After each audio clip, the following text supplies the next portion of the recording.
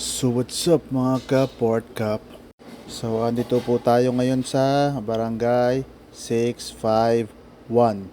Kasi tayo po ay security sa programang EAT at TV5 nila Bossing Big Soto. So ayun mga ka-Port Cup, tirik na tirik ang araw. Ang daming mga participants guys. So andito ngayon si Zombie Tuge. Yan. Kasama ang mga crew ng EAT at TV5. So siya ngayon ay nagpapakandak ng parlor games. So shout out nga pala sa napakabait at napaka-supportive na chairwoman ng 651, si Chairwoman Labafe. So ayun guys, kasama po natin si PPO Juan Deber guys. So itong area guys ay malapit lang guys sa ating opisina. So ito ay isa rin sa ating mga nasasakupan guys. At di alintana ng lahat guys ang init ng araw. Makapaglaro lang guys at manalo sa papremyo.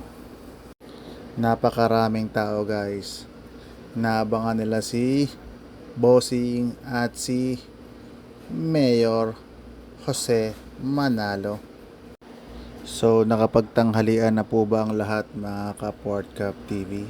So kung hindi pa po kayo kumakain, mabuti pong kumain na po kayo. And don't forget to follow my FB page Port Cup TV at my YouTube channel na Port Cup. Thank you so much guys in advance. So walang init-init, mekos-mekos na yan guys.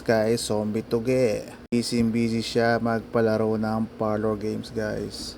So kasama rin po natin dito guys sa mga matitikas na tauhan ng PNP MPD na nagpapatupad ng seguridad dito sa paligid guys. So yun nga guys, alerto tayo, nagmamasid po tayo sa paligid, gawa ng napakarami po talagang tao sa paligid guys. Kasama rin po natin ang mga barangay officials guys dito.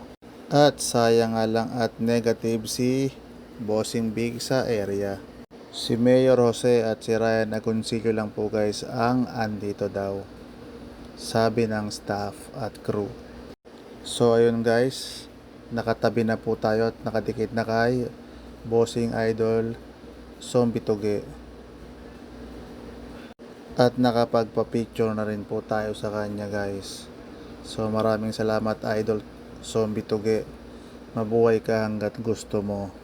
Pero in fairness guys, ang tangkad talaga niya guys. Sayang at hindi ko na mana yung ganyang height guys. Di mahulugan ng karayom sa dami ng tao guys. Pero si Boss Idol Zombie Tuge ay chill lang guys. Thank you for watching and God bless.